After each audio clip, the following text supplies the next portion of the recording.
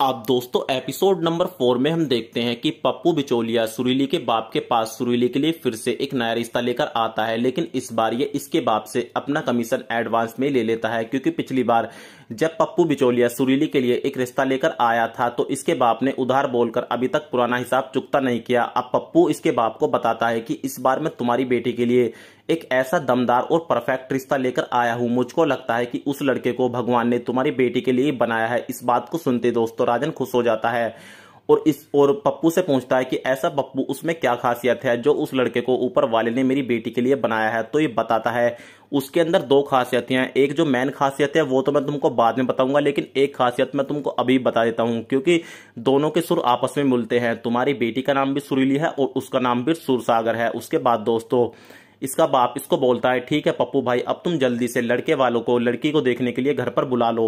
अब यहाँ पर सुरसागर अपने बाप और अपने दोस्त के साथ सुरीली को देखने के लिए इसके घर पर आ जाता है। तो यहाँ पर सुरीली का बाप इसके बाप से पूछता है ठीक है भाई साहब, अब आप हमको ये बताइए कि आपका बेटा क्या करता है। तो सुरसागर का बाप इनको बताता है कि हमारा बेटा तो सब कुछ कर लेता है और भाई साहब आप यकीन नहीं मानोगे कि हमारे बेटे ने ऐसे ऐसे काम किए हैं, अगर आपने इसके कामों की चर्चा सुन ली तो आपके कानों से खून बहने लगेंगे। इस बात को सुनते ही सुरीली के माँ बाप के कान खड़े हो जाते हैं और ये गुस्से से इनसे पूछते हैं कि आपका कहने का मतलब क्या है। तो सुरसागर का बाप इनको बताता है कि भाई साहब बात ऐसी है कि हमारा बेटा अभी गवर्नमेंट जॉब की तैयारी कर रहा है।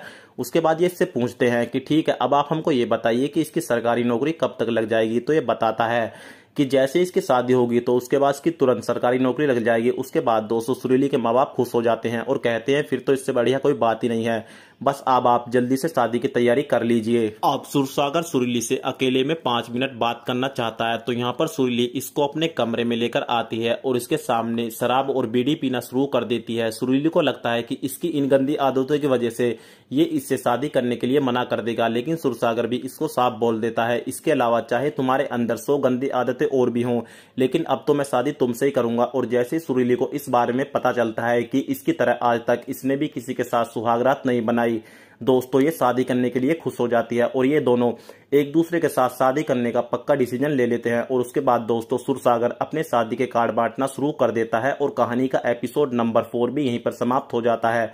तो आगे की कहानी में इन दोनों की सुहागरात का आपको मजेदार वीडियो देखने को मिलने वाला है, उसको देखने के लिए